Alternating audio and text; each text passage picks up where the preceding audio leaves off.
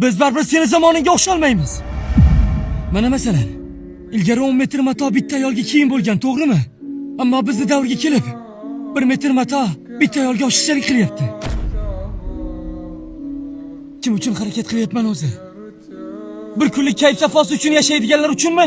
Yoki o'z vatan madhiyasini bilmaydiganlar uchunmi? Yoki vataningda urush bo'lsa, qayerda qolarding desa, chetga qochib ketardim deydiganlar uchunmi? Mana shu oxirgi zamoni yaqinlashgan sari joy namozining narxini oshiradigan insonlar uchunmi? Kim uchun o'zi? Aytdim ochig'i. Xullas gapimni eshit. To'g'ri, o'z zamoningdan norozi uzursan. Lekin menchi, bizchi. Otam mana shu sizning kelajagingiz uchun urushga ketgan.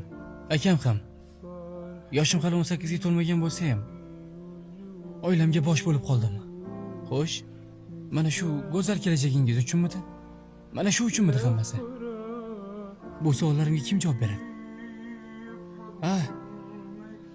Menga qara, o'zingizni unutyapsiz. Qandaydir Yevropa dedingiz, Yevropa dedingiz.